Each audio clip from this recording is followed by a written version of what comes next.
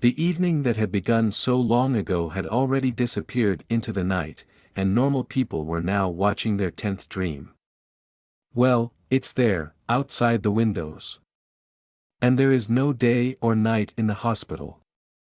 Obstetricians know this well, and so do women in labor. And no one, remarkably, complains about this order. Come on, honey. Antonina Sergeyevna said kindly. The young woman exhaled through clenched teeth. Reddish strands stuck to his sweaty forehead.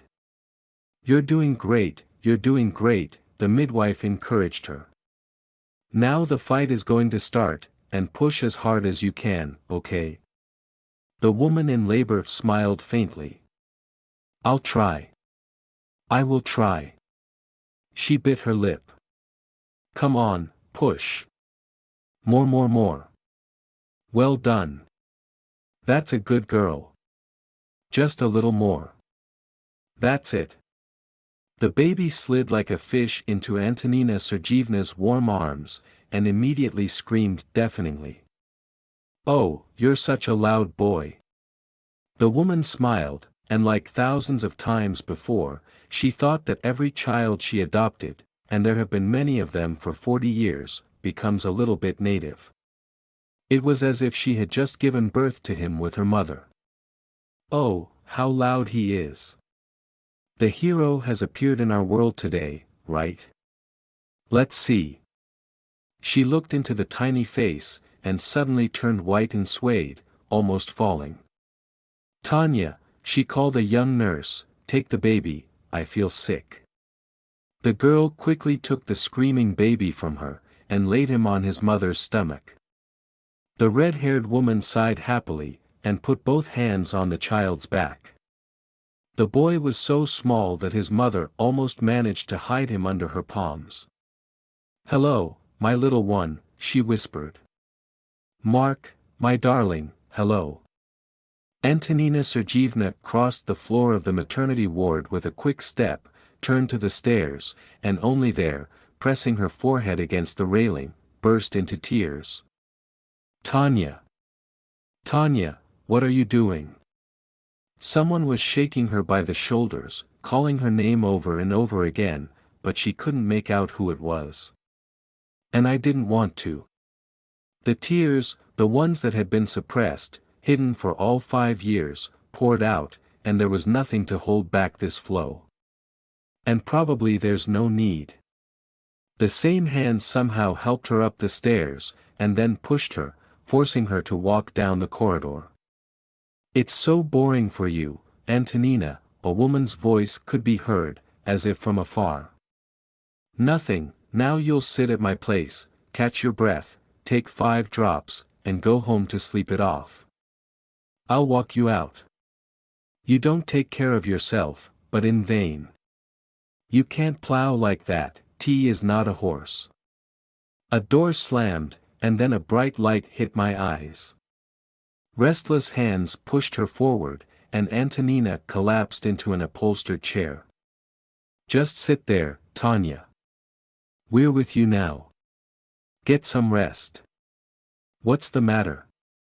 Only now did the midwife realize that she was sitting in the office of the head, and she herself was standing opposite, looking with a frightened, sensitive look, asking questions. And how to answer them? It's Vaska. Without explanation, said Antonina Sergeyevna. My Vaska was born. And when she saw that the head did not understand her, she began to tell her anyway. Well, this can't be happening, Antonina. The head took an open bottle of cognac from the bedside table, generously poured it into a glass and pushed it towards the midwife. Let's take it in one gulp, like medicine. Anyway, the shift has already ended, so. Even if it hits you in the head, it's not scary. You lie down on the sofa here, and sleep at least until morning, I'll leave the keys. She tried to talk more, on any topic, as long as the sobbing midwife calmed down. But Antonina only stubbornly shook her head and tore her handkerchief more and more furiously in her hands, now tightening the knots on it, then untying them again. "Drink," the manager shouted. She took the glass herself and brought it to Antonina's lips. "Well. Open your mouth. Swallow it." The midwife took a long sip with difficulty and immediately closed her eyes. "Drink some water." And immediately a large ceramic mug was thrust into her hands. "Drink it down." Antonina drank obediently. Breathing became easier. The manager looked at her doubtfully. "Antonina Sergeevna was just an excellent midwife, there's nothing to talk about. There are no such people now. They don't make them anymore, that's for sure. But the age is already such that. Others, however, sometimes work longer. Well, the margin of safety is different for everyone. Should I send her on vacation? Can you rest for 2 weeks?" The head of the department voiced an idea that had just occurred to her. "You've been working hard, get out already. And from fatigue, Tanya, which is not imagined. I'm telling you this as an expert. You don't rest at all, every day at work, a shift is not a shift. That's. Do you think I'm completely crazy?" Antonina looked up. "Whether from old age or from fatigue. I'm telling you, I'm not imagining it. What do you think, a mother and her child don't recognize? Come on, Sophia. There is no such thing. What a mother, Tanya." The headmistress almost screamed. "What a child. His mother is in the ward, she's giving birth. You accepted the kid yourself. Tanya, come to your senses, by God, you don't know what you're talking about." "This is Vasyutka's son," the midwife said firmly. "I have a granddaughter, Sonia. I'm not stupid, to confuse Vaska with another. And this boy and Vaska are the same person. And where is your Vaska?" The headmistress asked cautiously. She knew the midwife's story. Tony's only son, Vasily, left for the city about 5 years ago, and no one saw him anymore. Antonina initially connected the police, she wanted at least to get her son's body, to bury it like a human being. But no one found Vaska himself or his body. After the due date, Vasily was declared dead, some kind of certificate was given to his mother, and Tanya almost went crazy from this piece of paper. She had no one but her son. No husband, no kitten, no dog. My whole life, my job and my son. Nothing more. And now half of my life has just fallen off. Then the whole world pulled her out.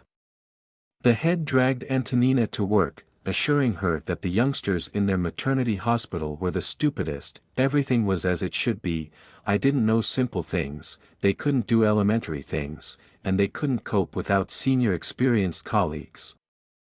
And on rare weekends, when it was possible to persuade Tanya to go home to sleep it off, the neighbors took turns visiting, and replacing each other, sat with her from morning until late at night.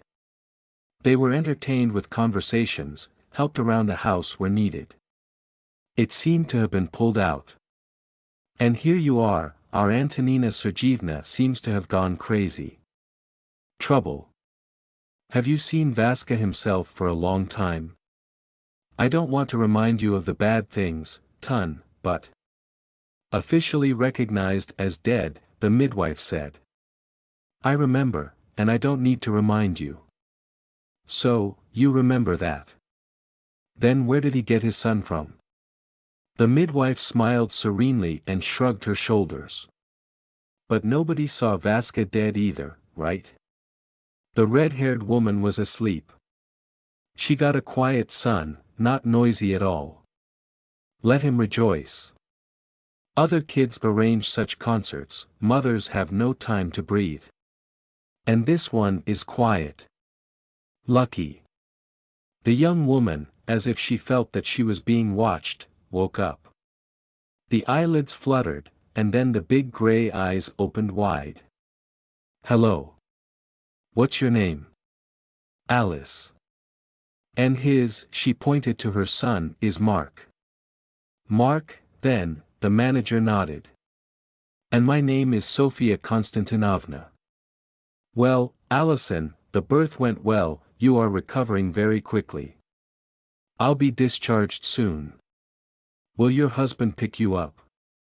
The woman looked at the manager carefully, then lowered her eyes. "No. Not my husband. I'm not married at all." "But the baby has a dad anyway," Sophia said, wincing inwardly at her own tactlessness. If she had her way, she would never have gone into her soul, but Tanya went crazy. She keeps saying that tiny Mark is her Vasily's son, period. And then, like it or not, there's only one way out, to show her the real daddy of the baby. Otherwise, the woman will end up in a psychiatric hospital. Pitifully. "Yes, of course," Alice replied reluctantly, "but don't ask me about it. I don't know who he is." "How is that so?" The manager was surprised. She has seen a lot of women in her lifetime, and there were a variety of them, quiet housewives and faithful wives, and grasping businesswomen who have not believed in love for a long time, and single mothers who became such through great love, which ended in great disappointment. Well, strollers, but what about without them? She had also seen a lot, and she knew how to distinguish them unmistakably. So, Alice was definitely not one of those. "It turned out to be stupid," admitted the newly made mother. "I passed the session that time, okay, for 1As. We decided to celebrate with friends, there was a whole company of us there. Well, they all grabbed too much, of course. They were already marked. I got really drunk and fell asleep. I went home in the morning, and 2 weeks later. Everything is according to the standard, in general. Delay, test, 2 strips. I didn't have an abortion, I'm afraid of these cases. And it's a pity for the little one, he has nothing to do with it at all." "And where are you going with the baby now?" "I don't know. I'll go home to my parents for now, and then we'll see. Maybe I'll get a job at least part-time or in shifts. We need the money." "I see," sighed Sofia Konstantinovna. "Well, Alisonka, don't despair. Everything happens in life. God willing, you'll come out. Your Markusha will grow up, he will help you. And you will find a job, and you will learn how to earn money. And you'll get married again. Well, I'll go. Rest up, girl. Otherwise, there won't be time later. Colic, teeth." She left Alice's room feeling like a cheeky thief who had just stolen someone else's secret. "Well, what did I tell you, Tanya?" said Sofia Konstantinovna. She didn't go home right away after work, even though it was a crazy day. "But passing by Antonina's house, I noticed the light in the windows, and decided." They opened it to her right away, and the manager realized that she had done the right thing, that she had come in. "Antonina is not sleeping, she is probably suffering, she is thinking all about her son. I found out everything. Aliska, this is the child's mother, she told me everything, as in spirit. She says she doesn't know the father of the child, she gushed about the closing of the session, there were a lot of them. I went to bed and woke up pregnant." "So. He's lying," Antonina said dryly. "He's lying," the supervisor agreed. "I can see for myself that he is lying, but how to find out the truth?" "But Tanya." "Well, it can't be. Vaska is yours. I know it hurts. But he's alive. I know that, I know it for sure now. And don't try to persuade me. Would you like some tea?" "Yes, I drank at work," Sophia waved away. She wanted to cry. Antonina, the best midwife, is almost a friend. It was unbearable to see her lose her mind and not want to listen to anything. Okay, she said decisively. Alice and the child will be discharged the day after tomorrow. We'll keep an eye on her.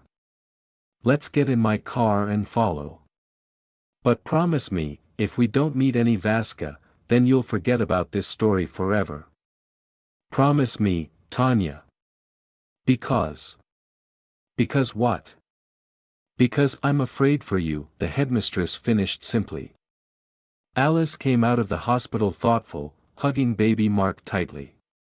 She stood and looked around, as if making sure, spring had not gone away, here it was all here, with its sun, puddles, swollen buds, on branches stunned by the heat. And she walked slowly, towards the bus stop. You know, Antonina said thoughtfully, watching the girl go, I feel sorry for her.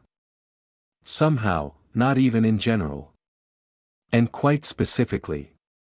What are you talking about? Sophia rode slowly behind Alice, trying to keep a good distance. It seemed that the little silver car was dragging awkwardly and lazily through the spring mud, either there was no normal speed left in it, or it was basking in the sun. I mean, all my life I was afraid that my Vaska would fall in love with some rich woman, and she would tear his whole soul to shreds, and then exchange him for another. An equal, you know. After all, they are money people who want to marry money.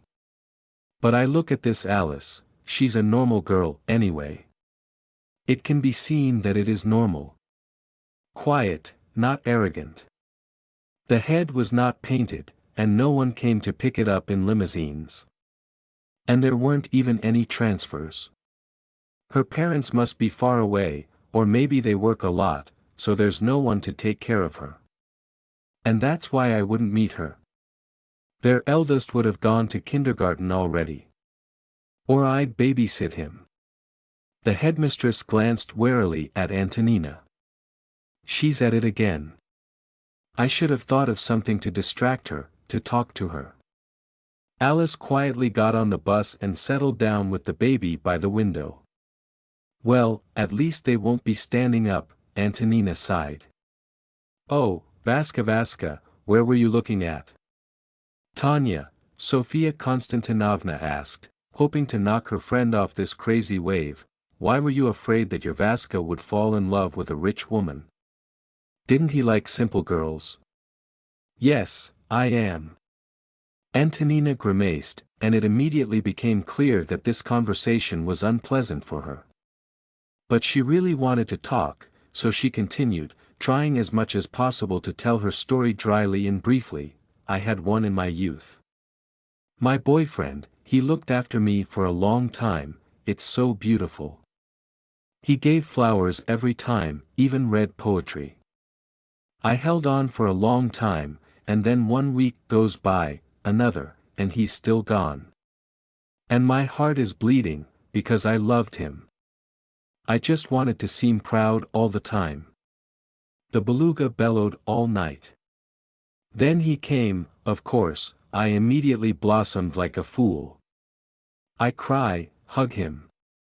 I can't open my hands. That's when he told me the whole truth.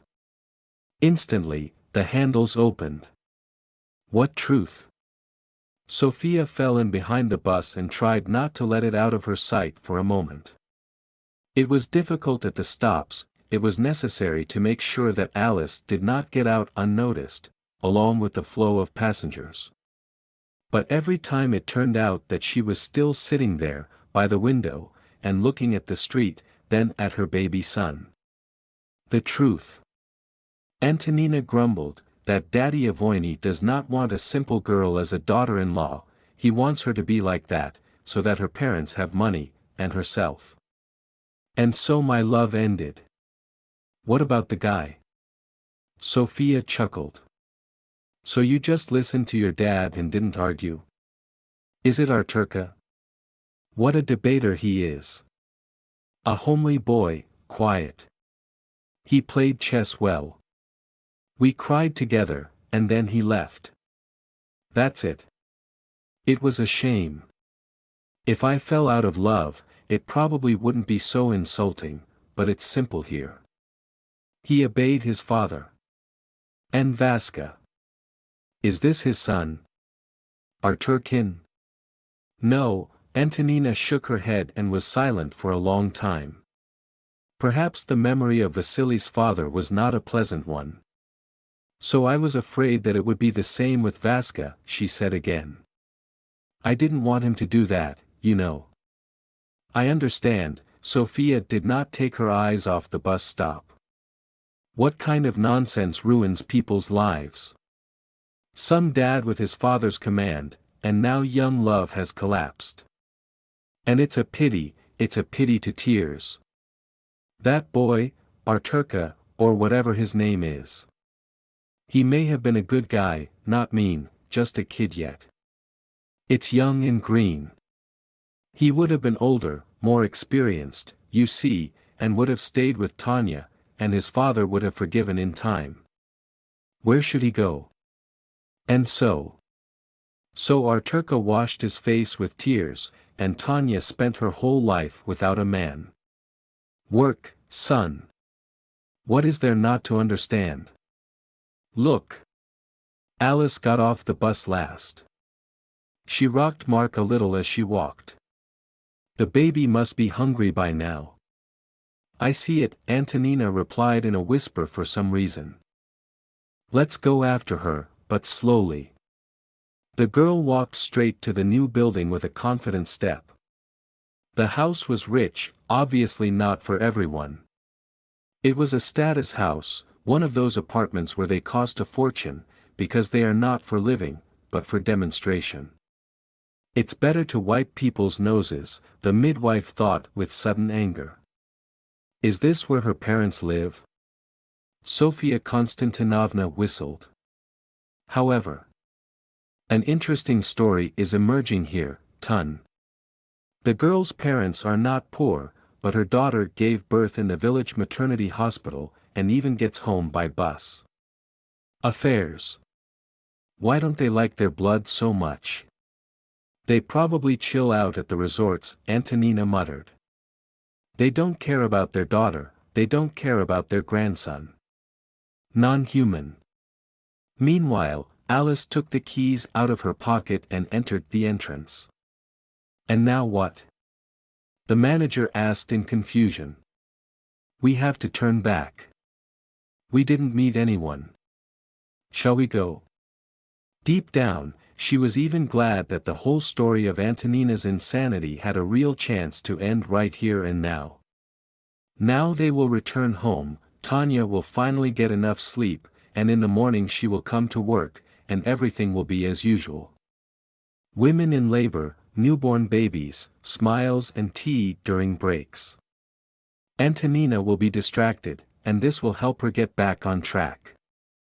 In a month, she will forget about the red-haired Alice and her Markusha. Shall we go?